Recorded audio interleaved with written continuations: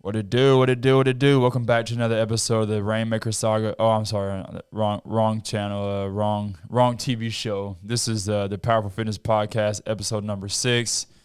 You know, I got so many different TV shows now; it's hard to keep up with them. But you're looking at the newest welterweight IKF USA kickboxing champion. You see the belt, you see the swagger, you see the handsome devilish smile, and we just gonna talk our shit today. So I just want to start the podcast by playing you guys a little song that I was supposed to walk out to my last fight, and they messed the song up. So since they did that, I'm gonna play it for y'all. Hopefully I don't get copyright, a copyright strike on YouTube or some shit.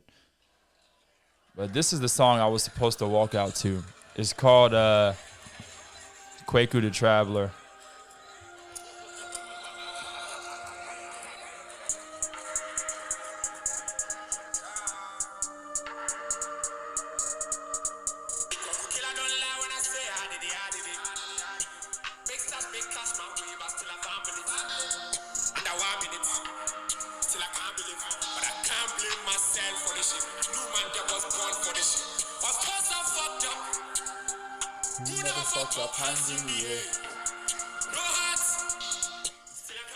So yeah, look that up. It's a B song, man. That's a song I was supposed to walk out to. So if you see my last fight, you see me coming out to walk it like I talk it. I did not choose that song, but it's kind of funny how they played that because it was kind of perfect for the moment because I was talking so much shit leading up to the fight. So it's like, here I am about to walk it like I talk it, But it was pretty funny how they messed that up and then gave me a good song that went with the whole shtick of the fight. But as you can see, I won the belt like I said I was gonna do. We went all 5 rounds. Unfortunately, I didn't get the knockout, which of course that's what I wanted. Like all my other fights, I go in there with the plan to knock them out, and I didn't get it. I got very close to putting them down in round 4. At the very end of that round, I had them just freaking bouncing off the ropes and just, had them running from me. But yeah, it was a good fight, a very entertaining fight, and what can I say? I kicked his ass. I came out with no scrapes, scratches, or bruises. I think I had one little scratch on my lip, but other than that, I was gravy. I come out of my fights unscathed because I know how to fight. I know how to hit and not get hit. Unlike a lot of these dipshits out here that just get in there and just get in the pocket and throw, and it's a 50-50 shot if they're gonna get knocked out or not. But with my fight, it ain't no 50-50 chance of me winning or losing. It's 100%. I'm gonna win because the level. I knew what the guy was bringing to the table. I said what he was bringing to the table, and that's what he brought. So, if you go watch my last vlog on YouTube, and I said exactly what he was gonna do, and I said what I was gonna do, and that's what happened.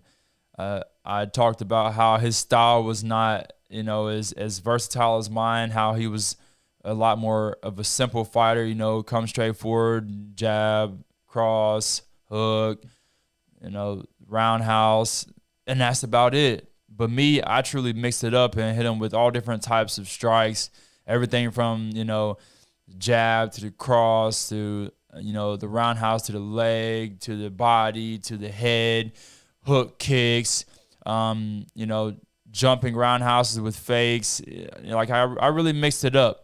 And, I danced around him, made him walk into things, and then I also pressed forward in parts of the fight as well. The thing is this, a lot of people want to see fighters get in there and just come straight forward and bang. But that's how you end up coming out of this career concussed. That's how you take unnecessary damage. If you look around in my studio, you see I got pictures of Bruce Lee, and I got pictures of Muhammad Ali behind me, in front of me. Muhammad Ali is like like my my number one fighter, you know, at the top of my list of what I want to be as a fighter, because he knew how to float around, stick and move. He didn't just get in there and bang, you know. So why would I do that? Muhammad Ali, he came out of his career with a lot of head trauma, because at the end of his career, he stopped dancing around and he started, you know, being very stationary and taking unnecessary damage. So I have to make sure that I don't make that same mistake. I have to make sure I don't just plant my feet and just try to trade punches with somebody. I mean, why would I ever even give somebody a chance to hit me? And if you go back and watch the fight, I mean, some of the people like that came and watched me fight, they said they thought that he looked more tired than me. But other people thought that I looked more tired than him. I will say this. In my fights, I'm always going to be more tired than my opponent because I move more. When you move more, you're using more energy. It's easy to just march forward, you know, like a freaking zombie and throw punches and kicks. But to really, truly like be in and out, moving around, evading punches and kicks, it takes a lot more energy. So yes, I'm going to use more energy and I'm going to kick their ass while I'm doing it. I would rather be more tired in a fight and get hit less than to have my energy and be getting hit more. That don't make sense to me. I don't want to get touched. I don't want to let these guys put their hands on me. So I'm going to be in and out, and I'm long. I'm going to stay at the end of my range. I'm not going to be very close to a person fighting. And so, you know, to any people that think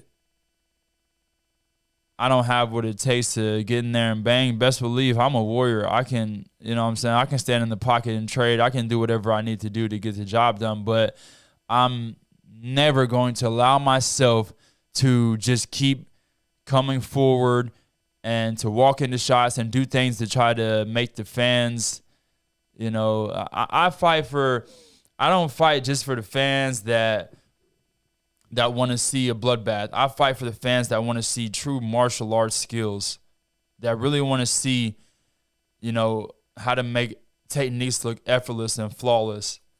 I don't fight for the drunk hillbillies in the crowd that just want to see a bloodbath. I don't do that. So,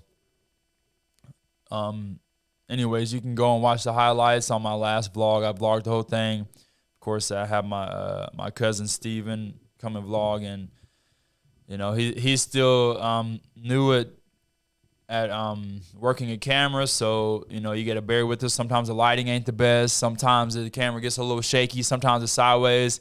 Sometimes I'll be talking to the camera and I can see he's got the camera pointed down like at my chest, and I have to lift the camera up to my face because, like I said, he's still getting used to using a camera. He's not a photographer. He's not a videographer. You know, so it's not always the best quality, but like as far as the camera angles and stuff like that. But just know that what's in front of that camera is the best quality. You're looking at the best quality. And, you know, I believe that my vlogs are very funny. I feel like me, when I make my vlogs, of course, when it comes to fighting, I'm very serious. But when it comes to life, I'm a goofball, you know, and I choose to be too. At times that I want to be serious, you know, I choose to not be so serious because, you know, you can't take life too seriously. And so my vlogs are like a Jackie Chan movie, you know. It's got some fighting in it. It's got some comedy, you know. I think it's pretty funny. And you have to understand as well that most of the things I'm saying when I'm doing a vlog are meant to be funny. You know, so if you think I'm being serious, you might not get it. It might not be funny. But if you understand I'm just goofing off, then you'll see why it's very funny. But there's also a lot of truth behind the things that I say. And what can I say? I beat him all 5 rounds. You can go back and watch the fight. I beat him all 5 rounds. Round 1, I came out, oh my God, I was just sticking, moving, darting him up like He couldn't even reach me. He couldn't even get near me. I was darting him up. And then round 2 and round 3, still moving, piecing him up. And then round 4 and 5, I picked the tempo up even more, and I really finished the fight strong as well. Like, go look at the end of round 4. Go look around 5. Like, I mean, dude, I pieced this dude up. It's as simple as that. I don't care what anyone says. It was a unanimous decision, not a split decision. All 3 of the judges seen that I pieced him up. And this ain't my hometown.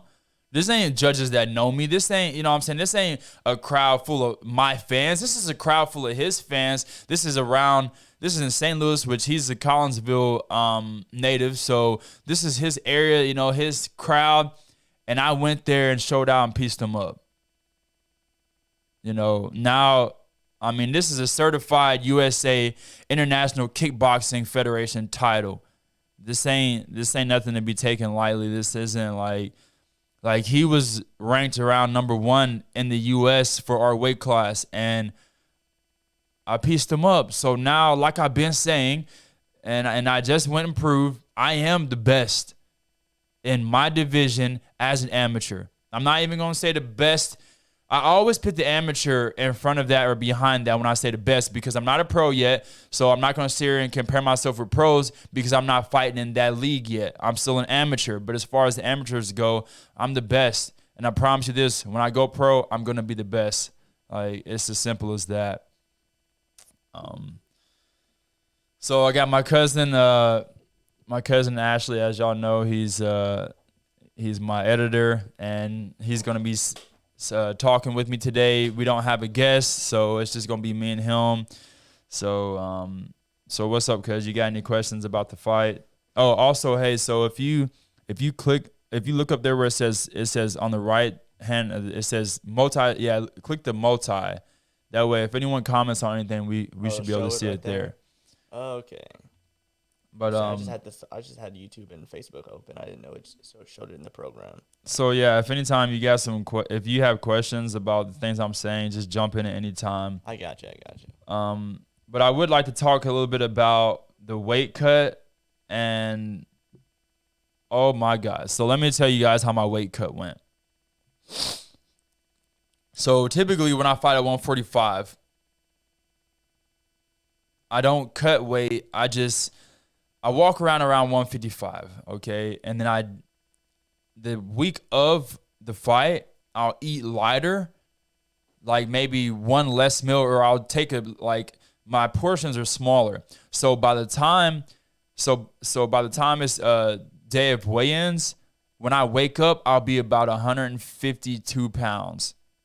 Now, if I don't eat or drink anything all day, by the time it's time to weigh in, I'm down to like 147. I'll lose like 4 pounds just by 4 or 5 pounds just by walking around. And so I'll put on some heavier clothes, maybe do some break a sweat, and I'll lose 6 pounds like that just in that day, just by wearing some heavier clothes and sweating. See, I used to, when I was working in like factories and stuff, I would just wear like sweatpants and heavy clothes, and I would sweat. And I would not eat, and I'd lose 5 to 7 pounds easily, get down to 145. So I wasn't going sitting in the sauna or nothing like that.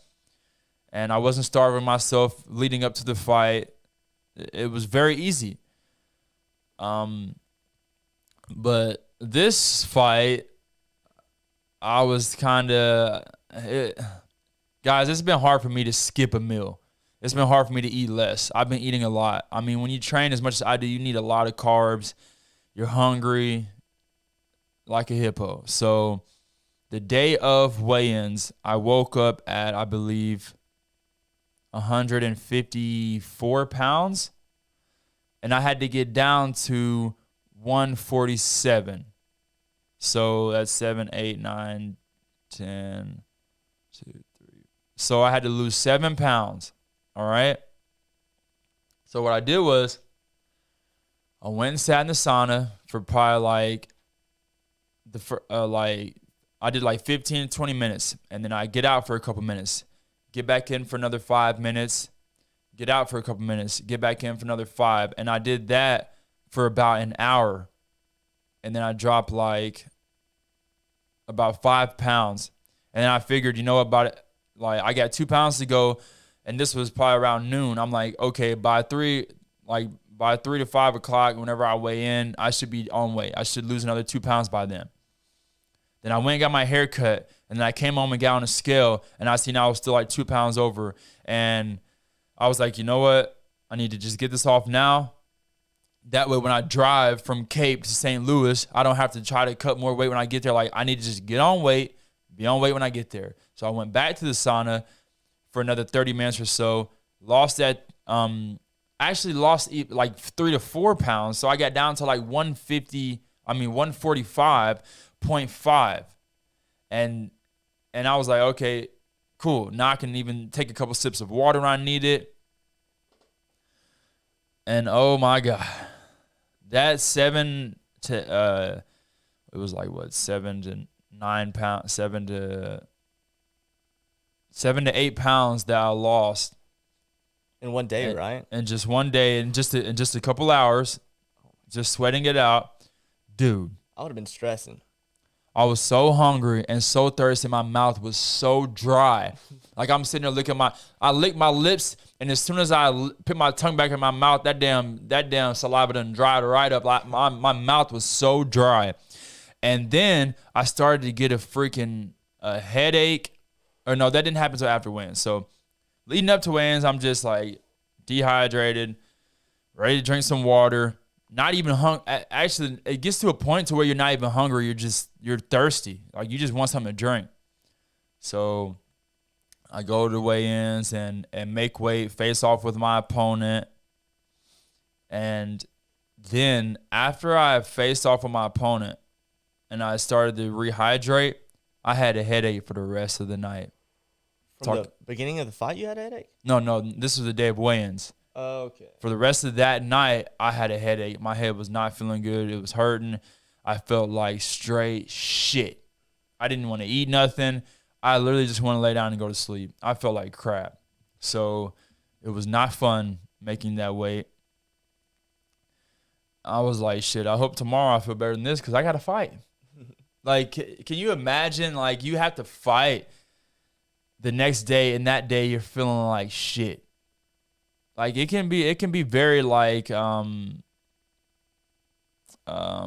discouraging. Very discouraging. And it could be very nerve-wracking. It could be very scary knowing you have to fight the next day and you feel like shit. Yeah. You know? And for someone like me, if I had to like lose 7 to 10 pounds in just one day, especially before something that big like that, I'd probably be stressing out. Oh, personally, yeah. Because I don't know much about the ins and outs of losing weight quickly and stuff like that. That's more of something that you already know, especially more than me, for sure. Well, there's no easy way to do it. There's no fun way to do it. It sucks. And the thing is this. Now everyone's cutting weight, so people don't cut weight to be at an advantage anymore. You cut weight to not be at a disadvantage because everyone else is cutting weight. So it's like literally everyone's cutting weight now for no reason. It's dumb. Let's make this weight, and then the next day we don't even weigh that when we fight. Like the way it should be is you have to weigh like within a certain couple pounds. Like say if it's a fight at 150, like if you weigh over 152, you don't get to fight. Or matter of fact, let's just make it 150. You gotta be 150 on the dot. And let's say the next day, when it's time to fight, if you weigh over 153, you shouldn't be able to fight. Like make people fight the people that actually weigh the same as them. That's what the whole weight classes is for. So the cutting weight stuff is just really stupid. And, you know, I really don't like it. But it is what it is. So, yeah, I had a headache the whole freaking rest of that day after I weighed in. And I didn't feel like filming for the rest of the day or nothing. Like, after that, I did that press conference. How'd that go? It went great. It was very, very fun. It was the first time I got to do an actual press conference. So I got to talk about like my opponent, what I was going to do to him, how I was going to mangle his guts. and it was fun, but it would have been more fun if my opponent actually talked shit and hyped up the fight like I did. He didn't do any of that? No, man. Him and his coach is his dad, and his dad ain't having that. His dad's like, we don't talk smack. It's just like, why not? Isn't that part of the fun? It is. That's what makes it more entertaining to the fans. They want to see drama. They want to see that. That's what they want, and it makes it, dude. Come on, man. It just makes for a better fight. It really does. And especially after the fight's over with too, when people go back and look at clips or watch the video, right? They see all that stuff, and they're like, "Oh, man, I wish I would have watched that when it happened." And then it's such a weird situation because it's a so-called sport, but at the end of the day, it's just fighting, and they expect, like they want to talk about all respecting your opponent, respect. This guy's trying to knock me out. This ain't a basketball game. This ain't a football game. This dude's trying to knock me out. I'm trying to knock him out. What's respectful about that? This ain't sparring. In sparring, you show respect. In the gym, you show respect. This ain't that. This is two guys getting in a ring about to fight. So the fact that people keep on saying that me talking shit is disrespectful, well, go cry a fucking river and watch a different sport, because this is fighting. Like, this is fighting. I don't know how else to explain it. I don't get it. I don't understand. We're trying to knock each other out, and y'all want to talk about respect? Respect? Does that make sense to you? It does not. Like, nothing about it makes sense. Respect. I'm going to humbly whoop your ass. Like, I'm trying to knock your teeth down your throat. What's respectful about that? We have respect for each other as fighters, and win, lose, or draw after the fight is over with, I'm gonna shake his hand, give him a hug, and tell him good job. It don't matter if he wins, loses, draw. Like, I'm gonna tell him afterwards, good job. And the better he does against me, the more respect I have. The fact that he went 5 rounds with me, I have more respect for that. He tried his best. Didn't work. For some reason, I always thought the weigh-in were the same day as the fight. Hell no. Ain't no way you can cut weight and fight. Like, I mean, you can do it, but dude, if you would have had a fight that day, that you had to weigh in, man, I would have get knocked out. I would have threw a punch and fainted. Like, you don't have the energy for it. You don't even have, like, no, I don't even see how it's possible to cut more than 5 pounds and fight the same day. Like, wrestlers have to do that. They cut weight and then wrestle the same day. Like, that's just crazy. So it looks like we got a comment. Yeah, Tyler James, he's talking about the trash talk is part of it, adds viewers, which I agree. And he says, you have more respect for each other than anyone else. Keep it up. Exactly. That's pretty nice. I agree with that for sure. It's part of it, and it's like, dude, I'm telling you, man, it makes the fight so much more exciting. So much more exciting. It involves the emotions in it. So, like, why would I not do that? You're doing a disservice to your career if you don't. If you want people to really want to see you fight, well, you might want to flap them gums a little bit and get people excited. It's not like I can just sit and talk about the techniques all day, because the average fan doesn't even understand the techniques and the strategies. So I gotta just talk crap, what I'm supposed to do. I feel like also some people might not talk trash too during whenever y'all are doing the press conference if they know they're gonna lose. Oh, that's a valid point. they scared to talk shit because they don't have that confidence in themselves. See, me, I'm confident. I have 100% confidence in my abilities and in my heart. I know, like, I'm going to fight. If I get cracked with a hard punch, I'm not going to give up. I'm not going to fold. I'm going to just keep fighting. Like, I'm going to fight even harder. So a lot of guys, they don't talk shit because they don't believe they're going to win, and they know, oh, I'm going to look stupid afterwards. Yeah, they're gonna look back at it. They're gonna see that they were talking trash and that they lost, and then people are gonna see the same thing and be like, "You lost, but you talk trash." Here's the way I see it. If I lose my fight, I'll lose my fight. It don't matter what I said leading up to it. And I would rather believe in myself 100% and have the courage to speak that and lose than not speak that, doubt myself, and lose. If I'm going to lose, I'm at least going to have 100% belief in myself and try my best. Losing style, right? Losing style, 100%. Like, losing style. I'm not going to, like when I lose, people are going to be like, they still want to see me fight because I'm not going to be a sore loser. I'm not going to, place the blame on any particular thing. I'm just going to say, well, I lost, and my next fight, I'm coming back even harder with the same energy. That's a good mindset to have. Like, I'm bringing that energy no matter what. So yeah, the guy that I fought, I was scrolling through Facebook the other day, and I seen that he fought the week after. He went down to Florida, and he did a 4-man tournament, and he beat 2 guys in one night. And when he did his interview, he called me out for a rematch. For real? Yeah. He said, oh, man. I want to see that. He's on video somewhere? Look, all right, we'll watch it together. Let's get on Facebook. It's on Facebook. Who shared? Let me see. I'm going to look it up. And yeah, just get on Facebook. All right, now type in the search bar, type in, who shared that crap?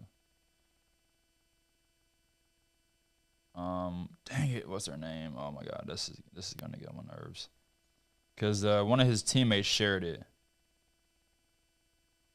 I believe it was, jeez, what is her name?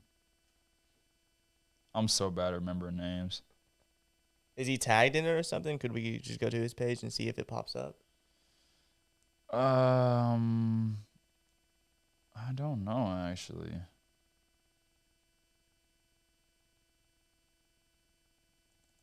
Man, they was trying to get me to fight this guy, and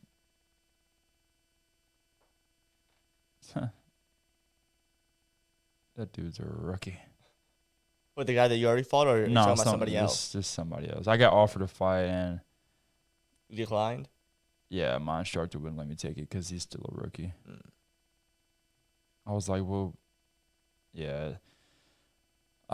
My instructor won't let me take easy fights. He won't let me take. I mean, we're past the point of just taking a fight with anybody. It's got to be like at a certain level, and they got to bring something to the table that, like for kickboxing, they have to be very experienced. But if it's MMA, right now he just wants me to fight wrestlers because we want to see, can they take me down? How do I handle myself against a wrestler or a grappler? So it's about really testing my all the areas of combat. Dang, He's making sure you're staying challenged. Right, pretty Not much. wasting your time. You got to test. Yeah, you got to test yourself against certain things.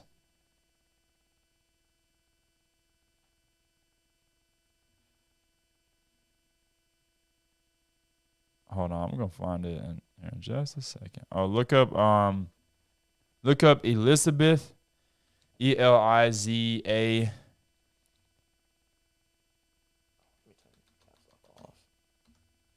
Yeah, look up Elizabeth Nicole.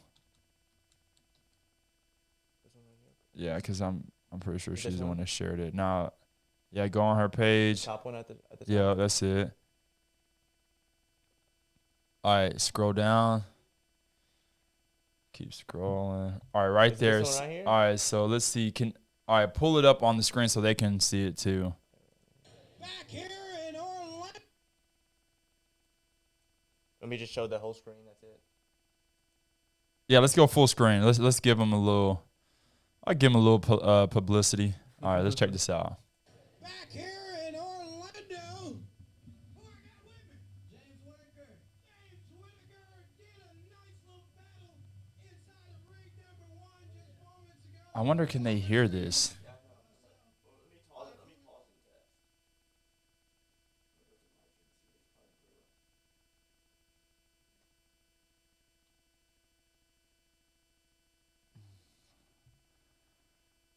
One moment, everybody. We're just checking. They can't hear it, but would you rather me place my mic closer to it, or do you want me to figure out how to play through the desktop audio?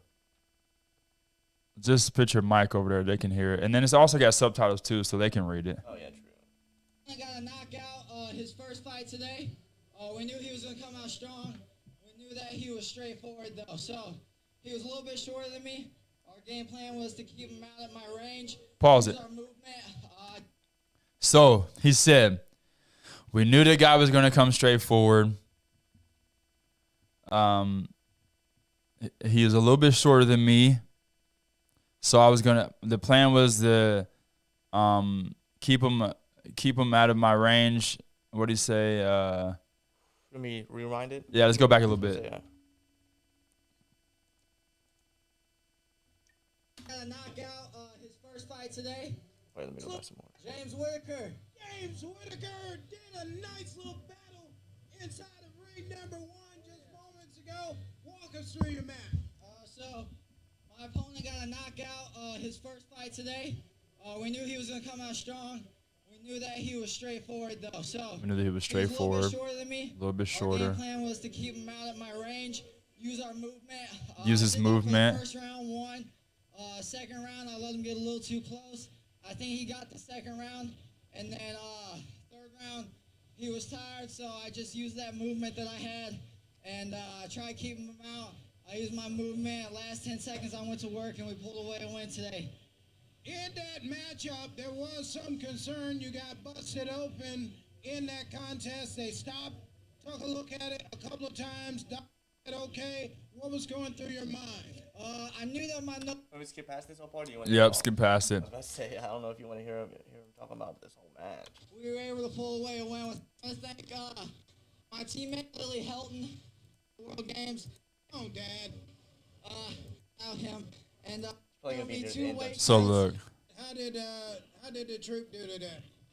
I'll go for it a little bit more. Some more. This guy we just fought from Chile, I want to give him respect. Aimed to fought for Team Chile, and we won. I want to say Right here. Chad Mueller, Johnny Davis. Last weekend, the guy that isn't the real me. The guy you saw in here tonight, that's the real me. I want a rematch. All right, pause it. So he says the guy he fought last weekend, which he said the guy that fought last weekend, speaking of himself, was not him. Well, if it wasn't you, then who the fuck was it? Was it your twin brother? Look, so he said he wants to rematch with me. So how he just win that fight that he just said? He said the guy was shorter. He used his movement, kept him out of range. What he's saying is he did exactly to that guy what I did to him. But here's the difference. He can't do that with me. I'm longer. I got better movement. So you gotta come break. You gotta get in my bubble. You gotta get in my zone. If I'm keeping you at the end of my punches and kicks, you gotta get closer to touch me. So you're gonna have to come forward. I mean, he can't do that with me. He said he wants a rematch, but here's the thing. What he don't realize is, I promise you, if I did give him a rematch, he's gonna get knocked out. I've already went 5 rounds with him. I already see. Not only did I already know what he was bringing to the table, but now I got to feel it as well. And my timing will just be better, and I'll sit him on his ass. Like, he wants to rematch with me because I'm the best. I'm at the top. You know, he wants to get this belt back. He just went and won some little rinky-dink belt down there, but that ain't the USA IKF title. You know, I don't know what belt he just won, but it ain't this one. And he fought 2 guys in one night. They're probably both 2-3 round fights, and but as you can see, he can fight. He just went and won another belt. So, like I said, I'm not out here beating scrubs. He's ranked at the top in our weight class in America, and I don't know about everyone else that's ranked above him, but I do know one man that is ranked above him, and that's the Rainmaker. You're looking at him, and he can't beat me. I'm telling you, if we fight again, it's going to be even worse. It's going to be worse. It's going to be worse. So, I don't even think I should give him that satisfaction. The only thing that's going to happen is I'm going to beat him, and he's going to get a little bit better, But I'm looking for new challenges now. I done showed I can beat him. All 5 rounds I beat him, and I'll tell you this right now. If he wants to fight me again,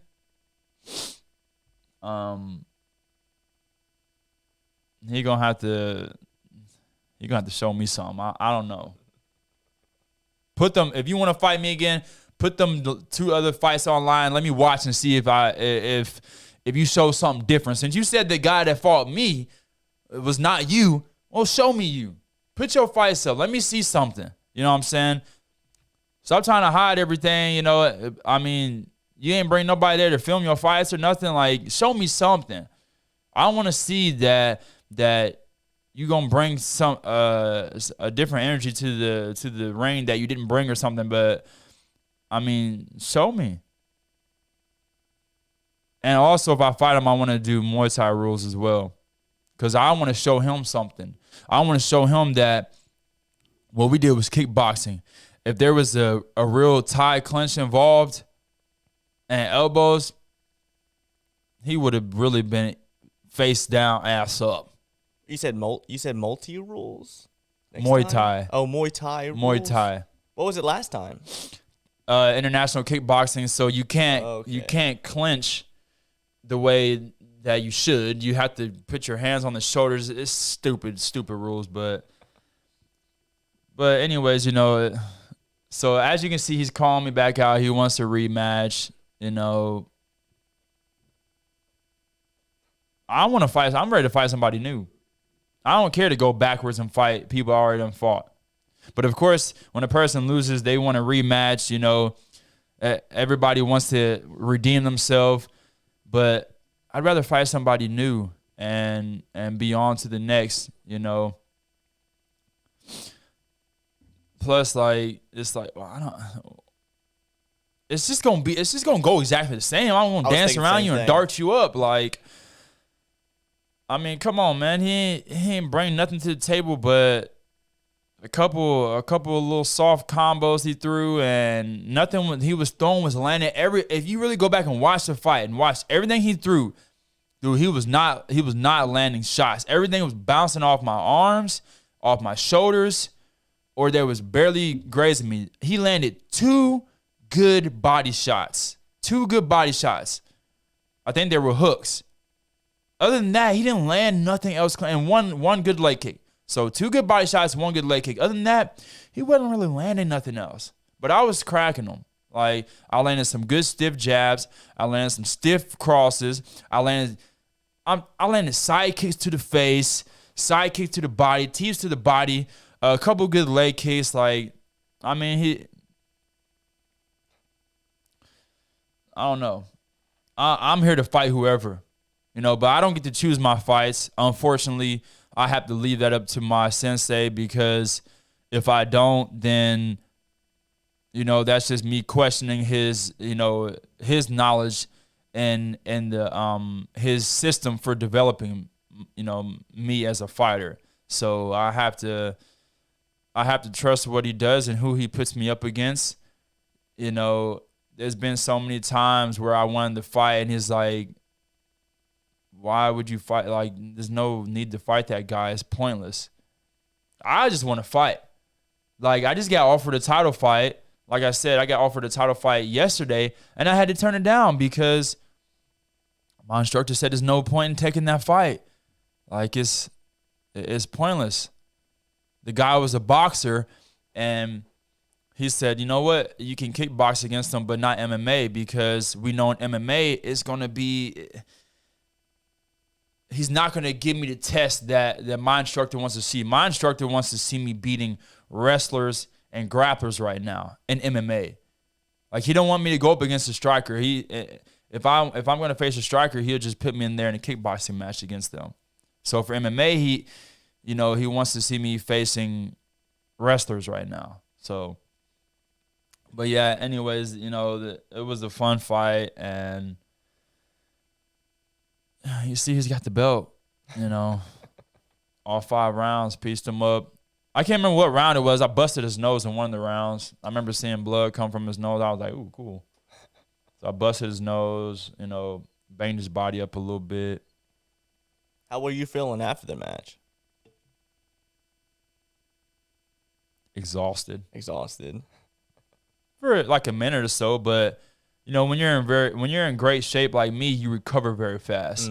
So I can feel dead tired, and then you give me 60 seconds, and now I got my breathing back, slow, and my heart rate slowed down, and so I recover fast. But I was exhausted, and I pushed myself hard. I pushed myself, and then also, like I said, people don't move like I move. So, of course, I'm going to get more tired. But that's part of it. I would rather get tired and get hit less than have my energy and get hit more. Because guess what? If you're not moving, you're going to get hit more. If you don't understand that, you don't understand physics. If you're a stationary target is much easier to hit than a moving target. So you want to keep moving. You don't want to just be standing still like a doofus, So...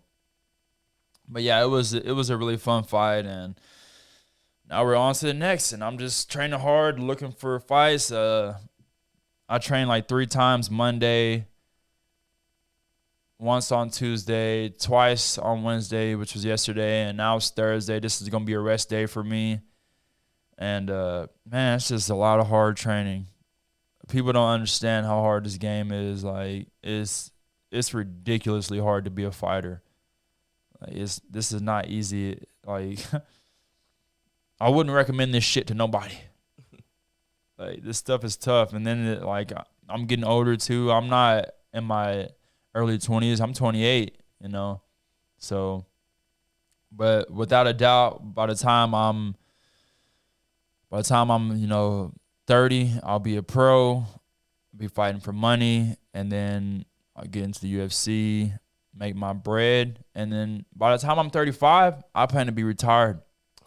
Retired from fighting, just doing my podcast, running my business, maybe teaching other people, helping other people become world champions, and spending time with my family. I'm sacrificing so much time right now. I mean, obviously that's what it takes.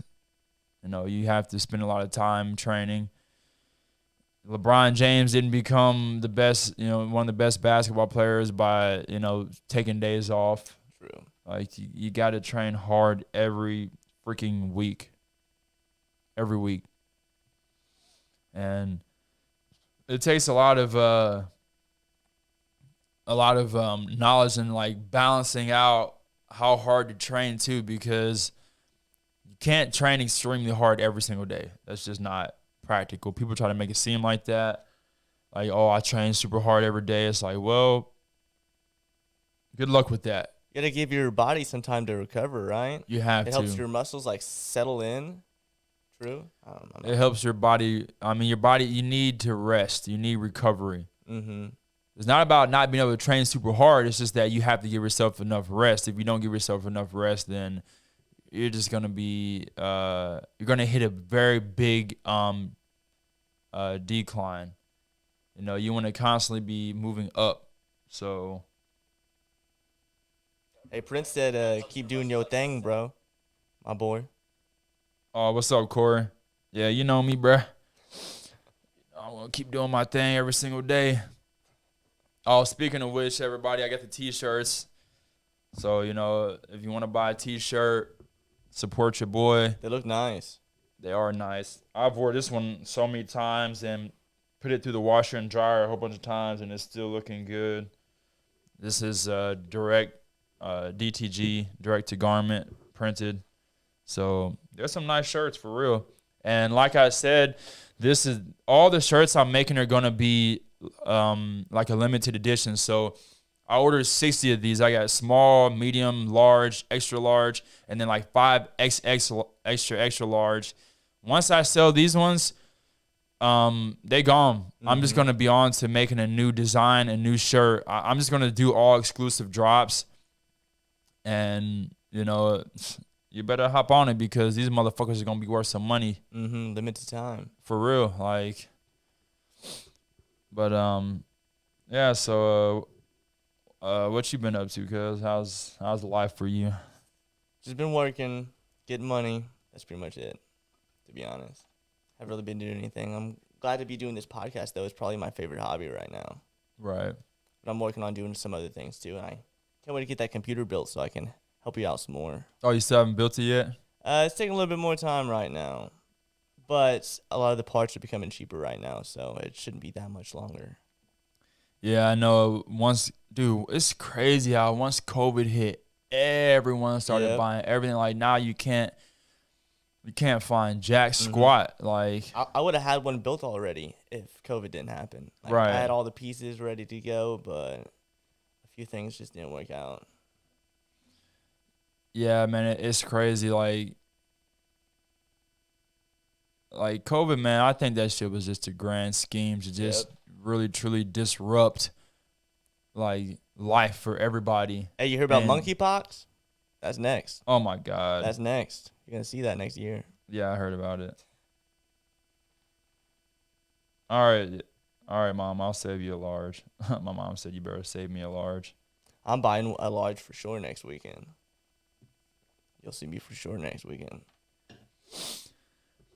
But, yeah, I need to figure out what type of marker I can use to sign them, too, because I wanted to sign them, which, you know, make them more you're going to valuable. sign mine for sure, right? Yeah, I'm going to sign all of them. That's going to make them, you know, awesome. more valuable, too. Yeah. You know, they're $50 a piece, so I know a lot of people want to buy one, but then when I tell them they're $50, they're like... kind of surprised, right? But it's, you know... even more, like, brands sell shirts for more expensive than that. So $50 really ain't even that much for a limited time edition shirt. It's not. It's only going to be showed one time. I could see if it had one thing, if it was like screen printed and it had one thing on there, you know, I can understand that. But $25 if it was like that or something. You know what I mean? I mean, these things are not cheap to make. I'm not making a killing off of them. I'm just trying to make enough money to make it make sense. And it's good just people seeing those shirts out there. They're like, what's that from? But I definitely am gonna make some cheaper ones. You know, I got a you know that outfit that I made. I got that one coming. But dude, I'm doing something with or I'm having a company in Pakistan do that. But man, I don't know about this place, man. They haven't even messaged me back in days, so I don't know, man. I'd already sent them money too. You already sent the money? How much you send them? Well, yeah, because it was a like trusted company, so I don't know what's going on, but let me think. I sent them probably a couple $100 or something like that. Yeah. Just for the sample, and they haven't got back to me in like a week, so I don't know, man. So I'm still navigating the whole clothing business scene. Who's trustful and everything? Which this brand the company that made this is a really good company, but I was trying to get some stuff from overseas because it's cheaper to be made, you know. It's hard navigating this stuff, especially when you ain't got a whole bunch of time on your hands. Yeah. You know, it's really hard, you know, starting a business and learning how to do things that you've never done before. Mm-hmm. And juggling that with your family life and all that. And plus working out. I mean, the thing is, like, it's like having a map. You can have a map and still get lost. You know what I mean? Like, you can have a map and still get lost. Uh-huh.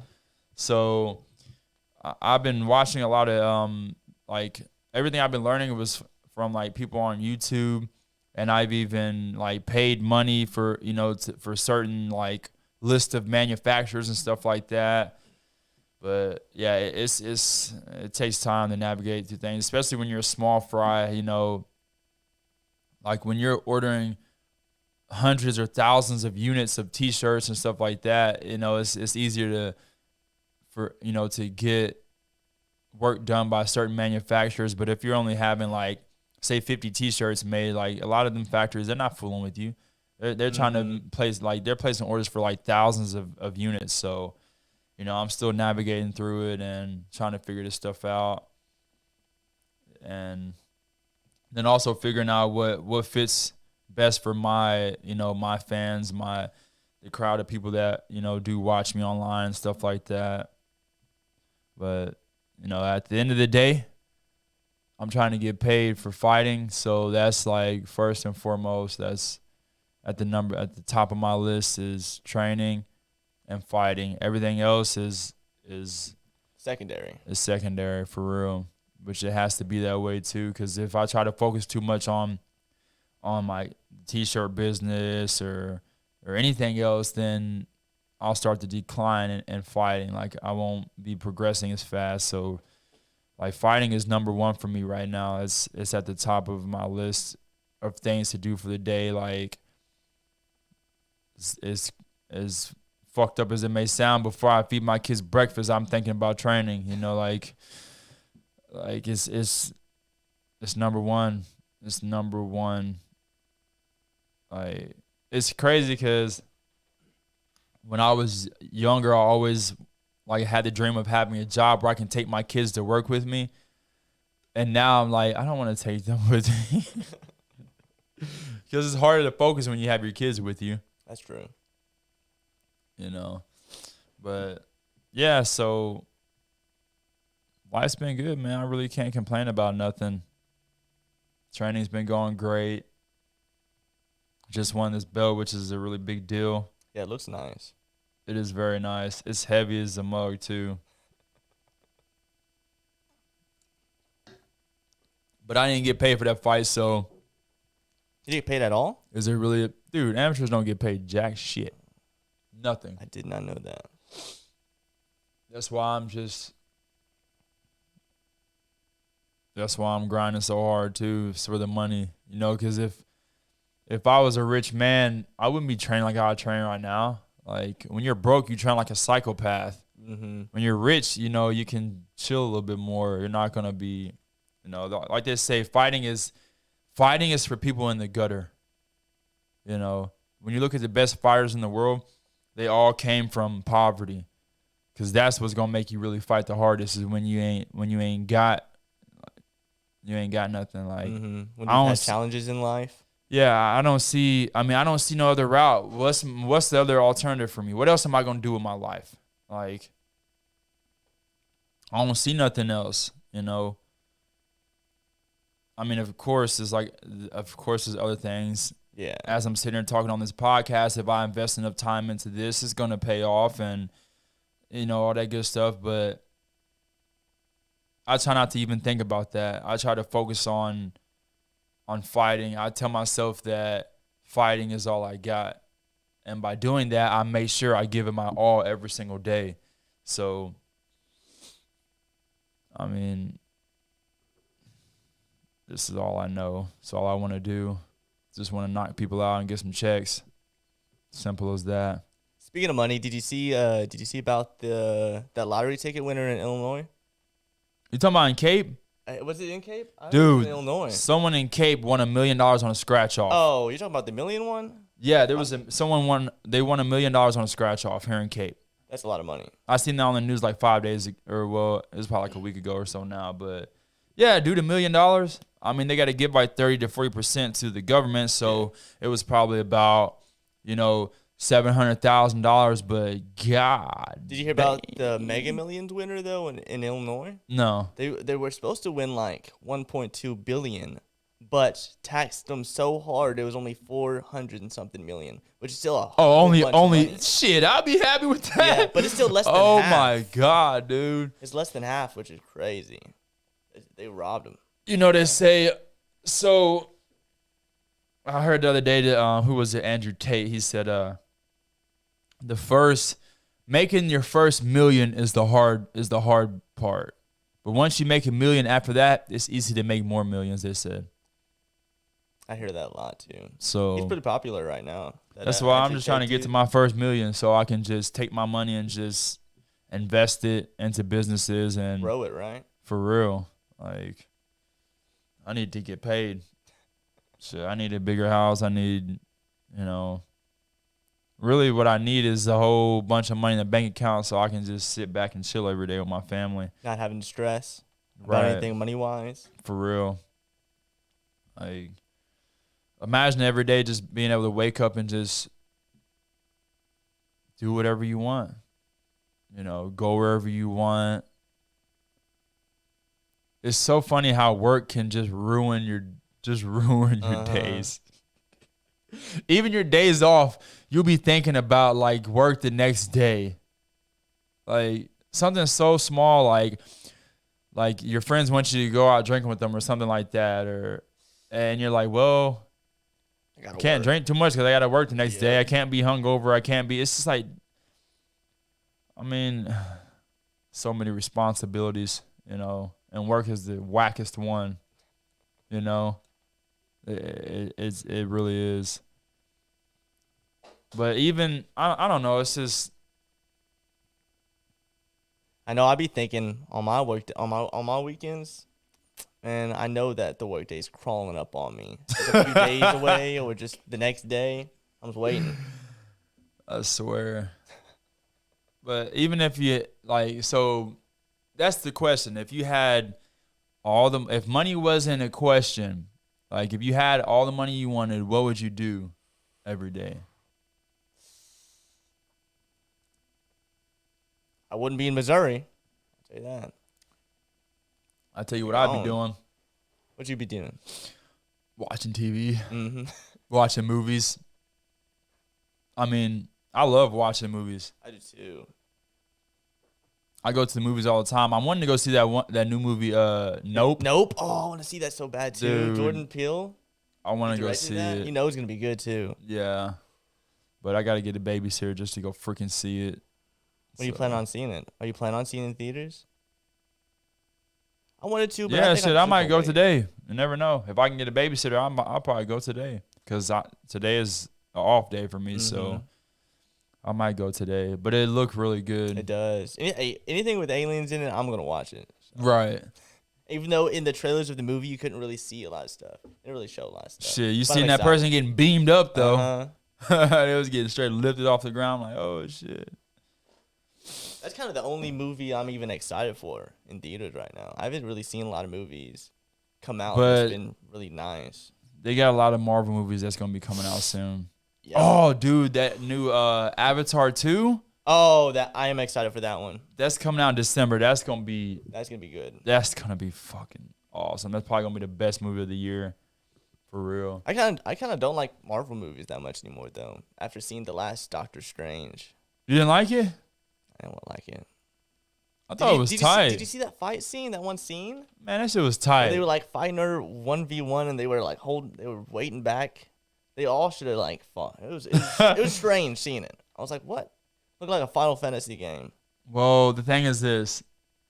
So I'll relate that to fighting. Mm-hmm.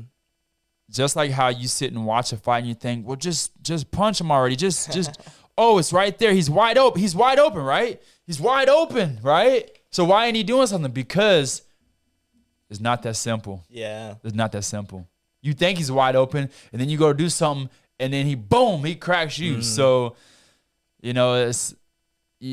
And that's like, you'll be thinking like, oh, of course the Hulk could beat this guy. Of course that guy can beat that guy, but don't know until they fight.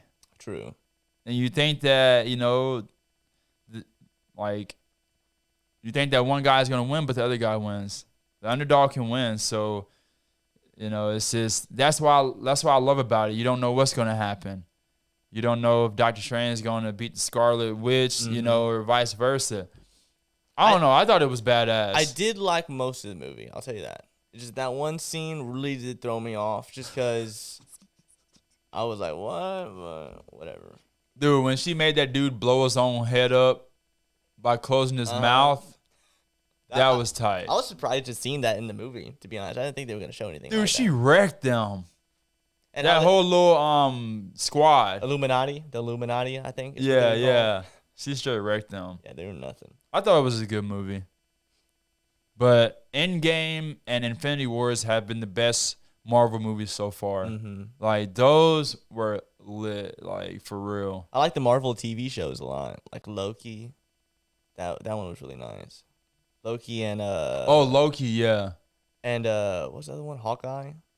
Both of those were really good. Yeah, that one was good. Oh, and the Falcon and the Winter Soldier. That was probably my favorite one, to be honest. Oh, WandaVision was good. WandaVision was nice. WandaVision was good. Because the thing is, you're watching, you don't know what the hell is going on. And then at the very last couple episodes, everything starts to come together and you're like, oh, that's what's going on. Dude, it was very, very clever writing. They also did a lot of references to like the old TV shows in that one, like Malcolm in the Middle and stuff that was filmed pretty much exactly like that one was.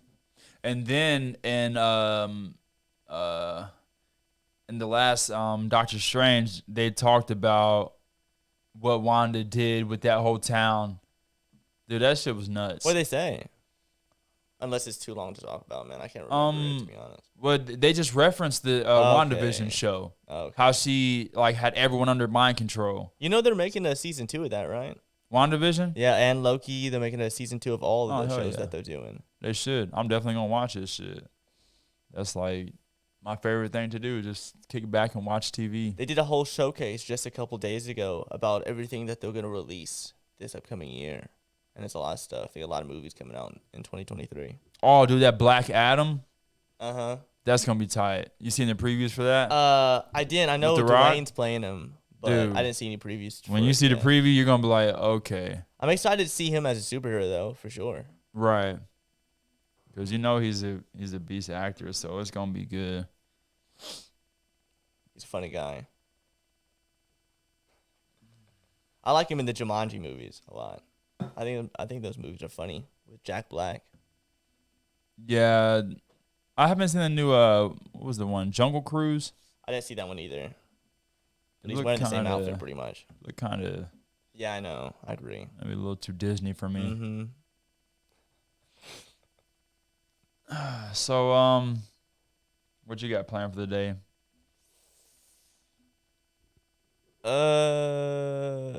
I don't got nothing planned after this, for real. I got nothing to do all day. I pretty much had all day today. I know the last podcast that we were doing, I kind of almost rescheduled by having to go to sleep, but I made it. So today I wanted to make sure I had nothing to do just so I could make it to here. Oh, yeah. Yeah, I'm thinking, now I really want to go see that movie. I do too. I might just wait till it's out of theaters, to be honest. I like watching movies in the comfort of my own home anyways. See, that was the one and only good thing that came from COVID was being able to watch the movies at home because the theaters weren't open. They were just, like, you could just buy it at home. Like why don't they just do that? Like, yeah. And how Disney's just started releasing movies on their app instead of going to theaters first. And a lot of theaters are really mad at them because of that. Well, the thing is this. I guess they do it because they're going to put them. I don't know. It's like the theaters don't own the movies. You see what I'm saying? They're just showing them. Yeah. So you would think that, like, the production of the movies would want to just, like, I don't know. There's contracts and agreements that they have with the companies of the movie theaters that they can't really. That's why they're still putting movies in theaters. I mean, it's going to make them a lot more money if they just release it straight to their own platform. but they can't do that because of probably the year long or multiple. Well, maybe years long. not because the movie theaters charge so much. Yeah, that's true. They can pay good money for for the rights to those movies to show for however long. Yeah. So I guess Maybe they are doing that too, buying their own contracts for these movies. And then I think it does add a level of hype to the movies too, having to go there and sit and watch at the movie theater. And it looks better. Obviously, it's gonna look better with that giant TV with those big It ain't better stereos beside it ain't better than what I got in my living room. I'll tell you that right now. Because I mean, look, my surround sound is shitting on the surround sound at the movie theater. Like, it's got much more bass. It's louder. My surround sound is beast, and then my TV is nice too. So I'd rather watch a movie at my house, and then you can pause it if you need to use the bathroom, like all that. So I'd rather watch one at my house, but also the social aspect of just going out and going to theaters. I'm not social. Me either. My favorite thing about COVID, and this is gonna be a hot take, was wearing the masks. Everyone No hated way. that. I liked wearing the mask. You did? I did. Why? Didn't bother me at all. I was okay with it. Oh, dude, I felt like I was suffocating every time I had to put it on going into the store. Never bothered me. I couldn't breathe, dude. It was giving me anxiety. I got a big nose, so I could breathe just fine. I was just breathing straight through the mask. Nah, dude, that shit had me And I had suffocating. I had a cloth mask I was wearing the whole time. And I had these masks I bought years ago, so I was already prepared, and I didn't even know. I bought them because I saw rappers wear them like years ago. Oh, for real? Hey Yo and T.O., do you remember them? The people that made that song about that Rolex. I don't want to sing it because it kind of sounds bad nowadays. I don't think so. They had like a panda mask on, a little panda print. I Oh, yeah, bought it yeah, I know years what you're talking ago, about, yeah. and I still have them. Well, you know, they've been wearing masks like that in China for a long time. Like, They've been doing so that many forever. damn people over there and so much shit you come into contact with. They wear them. They've been doing it just as a style forever now. Style? Yeah, they've had cloth masks in like China and Japan for years, just as. Or, I don't think it was maybe because of I'm style. wrong. I think they was doing it because Maybe I'm wrong. fucking all the damn people. It's Yeah. like, you know, you coming into contact with so much stuff, you don't want to be breathing in everyone else's fucking sickness. You don't know what anybody got, to be honest. Yep, walk past someone that sneeze on you, and then you're fucking sick like a dog. But yeah, so I'm trying to find a fight about a month from now. Would be a good time for me, like at the end of August or sometime in September. So I mean, we'll see what pops up next. Man, I'm just training hard every day, slowly waiting for my moment to go pro and make some money, dude. I need to make some money. It's coming. I've been doing this for so long now. It seems like forever. People think that you can just train for a couple years and go pro. It's like, sure, you can, but you're going to take a lot of unnecessary losses if you don't truly put yourself up against many different tests and striking and grappling. Like, you really got to Experience it, right? you really got to have experience and be well-rounded, because nowadays MMA is not like it was 10 years ago. 10 years ago, you could just be a boxer, just be a wrestler, just be, you know, a taekwondo and fighter and do very well. But nowadays, it's like, if you're a great boxer, but you don't have no grappling, a mediocre grappler can just take you down and beat you, you know, vice versa. So if you have a person that's like a C+ fighter and striking and grappling, but then you got an A+ striker, but a F or a D level grappling, the C level fighter is just gonna take them down. Like, you gotta be well rounded, and dude, there's levels to this, and the levels just keep rising. Like, everyone just keeps getting better with each generation. There's gonna be a new level of fighting. So, you know, it's not easy. And I know, because I'm a fan as well, you know, I watch a lot of fights, and it's so funny how I catch myself critiquing fighters as if I don't even know what I'm watching. wanting to see people get in there and just like do something so spectacular and so phenomenal. But that's hard to do when you're fighting. Nah, look, you put me up against somebody that's not that good at fighting, dude. I'm gonna show you some shit you never seen before. But you put me up against a person that is a skilled fighter, then it's gonna be, it's gonna be hard just getting there and just show something spectacular. It's not easy. There's not a lot of easy fights nowadays. I mean, unless of course you're just fighting some doofuses. A lot of people don't care who they fight. They just get in there and fight. They just want to win. But dude, this is so many good fighters nowadays, and they're very good at what they do. They could be good at just leg locks or just good at timing out, a hook or a cross or a kick, and they can beat you with just using one technique, because they're just really good at that one thing. And then you got people that are very well rounded, so they're good everywhere. And yeah, people don't understand, man. Fighting is very hard. It's not easy when you're going up against someone that's trained, and it's get in there and give it a try. If you think it's easy, try it out. Let me know how it goes. Hey, I've already tried boxing you out a little bit, and you whooped me. Yeah, that was pretty funny. And we're not gonna pull that video up. Yeah, that was pretty funny. But yeah, hopefully I can get another fight within a month or so. And get in there, put myself to the test again. I'm just ready to get paid for all my hard work. For real.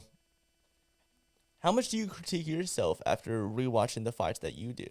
Because I know you record your videos. How harsh are you on yourself? Very harsh. Very harsh. Yeah. What about your instructor? What's he say? Oh my God. Is he even harsher? You could do something perfect and it not be perfect for him. For real. Like, for real. He's a very, very what do they call it? A stickler. Stickler. Yeah. For real. Like, you have to do shit perfect. I guess that's a good trait for someone. Oh yeah, you want that. Instructor. You don't want an instructor that's just gonna let you be doing sloppy, goofy shit that don't work. But yeah, I'm my worst critic, and like if I don't knock somebody out, I just think like, damn, I did a shitty job. Mm-hmm. If I knock them out, then I can say I did a good job. But if I don't finish them, then I feel like I didn't do that good. But like I said, fighting's not easy, so I have to always go back and pat myself on the back for my accomplishment, for beating a person that trains very hard, has been fighting for many years. Like the last guy I just beat, he ain't no scrub. Like, I mean, I beat him, and then a week later he went and fought and beat two other guys in a tournament. So just goes to show, like, I did a good fucking job. Mm-hmm. Like, I did pretty good. I brought the belt home, The guy I beat before him, Sam Coronado, he trains out of Glory MMA, and, a tough young prospect. I have to pat myself on the back for being that guy. He took me down twice in the first round, and I managed to not let him land strikes while on top of me, by controlling his arms and then getting back up to my feet and then beating him, straight dominating the second and third round. I have to give myself props for that. It's hard enough to win a fight. To finish someone, that's like really like when you say bravo, Yep. So, but yeah, I'm just training, trying to get better, and just waiting for my moment to get in there and unleash. And it's crazy because like when you fight, there's no do-overs. There's only a you rematch, can right? always fight it. You can get a rematch. You can't do that. You can't go back in that fight. You can't rewind. It's not a movie. You can't rewind and be like, let me redo it. No. So you have to be on point when you get in the cage and fight. Yeah, because a rematch is different from just redoing something because both y'all have experience fighting each other now. So it's going to be Right. different. Y'all are going to change something up or go a little different. But like I've been saying, you know, I don't focus too hard on each fight. I just train to get better. I get in there and fight and give it my all. Win, lose, or draw. After that fight, I'm on to the next one. Back to training, on to the next fight. And I'm in this game because I love it, but I'm in it deep for the money. You know, I don't have to. If not for this being my career, I wouldn't train as hard as I train. I wouldn't train this much. I wouldn't be doing all this cardio and shit. Just going to my martial arts classes is plenty enough to keep me in great shape. Mm-hmm. You know, so doing all that extra stuff, that's just, you know, because I'm fighting other trained fighters. So And everybody wants that money, right? for real. And so as a pro, when you fight in MMA, this is how it works. You show up to fight, you're going to get paid. If you win, you get paid double. So imagine if you show up to fight, you get $100,000, but if you win, you get $200,000. That's a lot of money. Both of them is a lot of money, but I'd rather have the 200.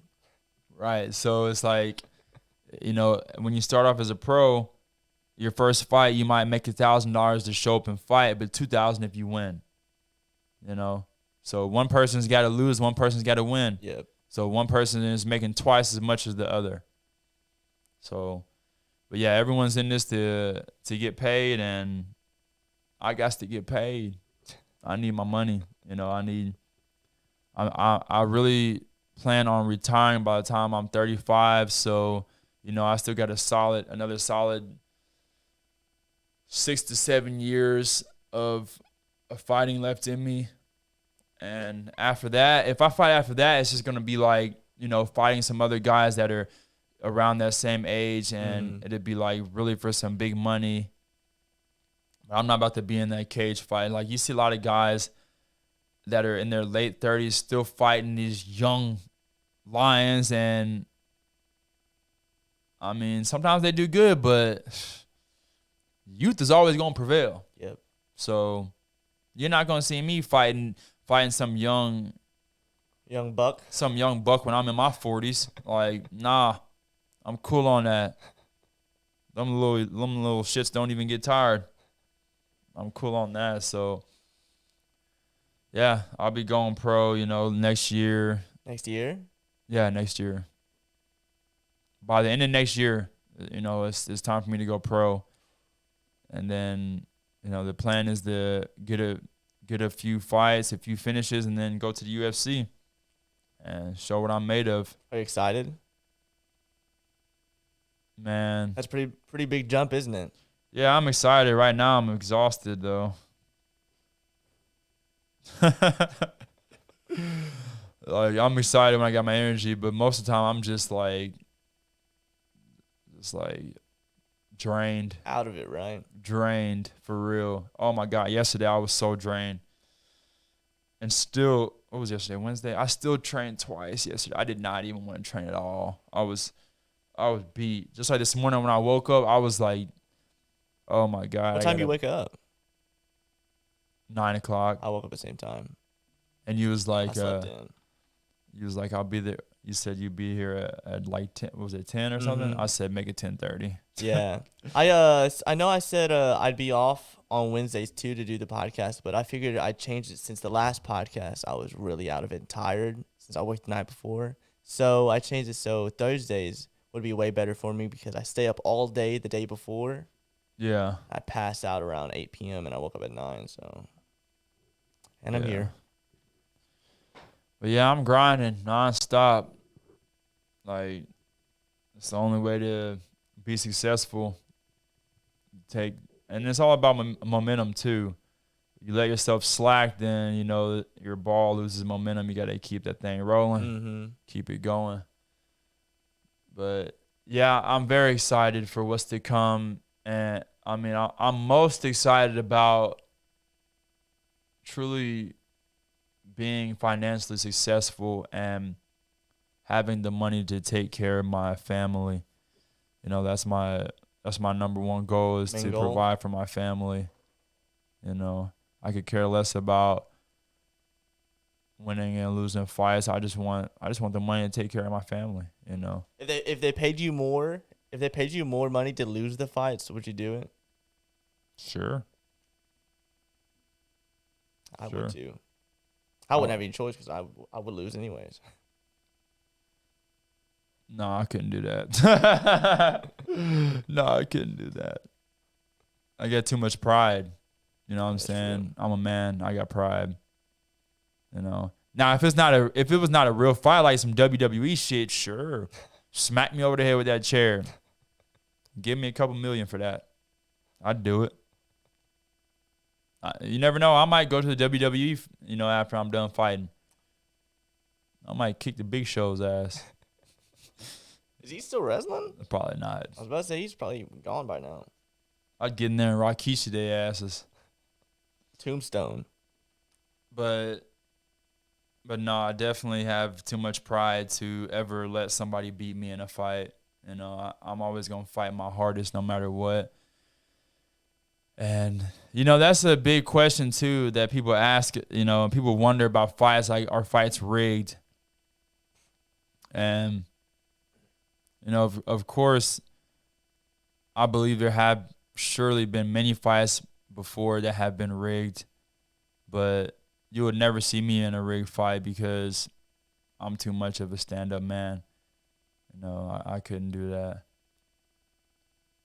If they want me to lose, it's gonna have to be known that it's a rigged fight. Like they're gonna have to know this is just an exhibition match, and he's just gonna toy with the guy or something like that. I could never sell a fake fight as a real fight. I'll sell a fake fight as a fake fight, but I'm not gonna sell a real fight I'm not gonna sell a fake fight as a real fight. I couldn't do that. Act like we're fighting, not really be fighting. Someone tried to tell me that when Conor McGregor fought Floyd Mayweather that they thought it was rigged. I'm like, dude, that was not rigged. Conor was trying to take his head off. I heard it was rigged too. Nah, man, that shit wasn't rigged. Everybody I was hearing, but I don't know much about that fight. I didn't watch it. I didn't really follow it through. If they didn't want it to be like realistic, if they wanted they would have done an exhibition match, where it's like when you do an exhibition, technically no one's supposed to knock the other person out. So it's like harder sparring, right? Pretty much, yeah. They would have done something like that, but no, that was a real fight, and they should have let it go longer. I heard that too. The ref stopped it very soon, but I think that might have been more of a gentleman's agreement. Mm-hmm. Maybe like they let it be known, like if someone's about to get knocked out to stop it, early. But I don't know. I don't believe it was fake because them shots being thrown look very real to me. Mm-hmm. And all the people saying that it's fake probably they ain't fighters. Experienced. Yeah, this is people talking. So. All right, I think we're going to wrap this up. It's been about an hour and a half. And this is my off day, so it's time for me to chillax. And, man, I'd love to go get a massage today, for real. Any last things you want to say? You want to talk about your T-shirt one more time? So, yeah, like I said, I said I was going to go and win the belt. I wanted you to see it. USA IKF welterweight champion.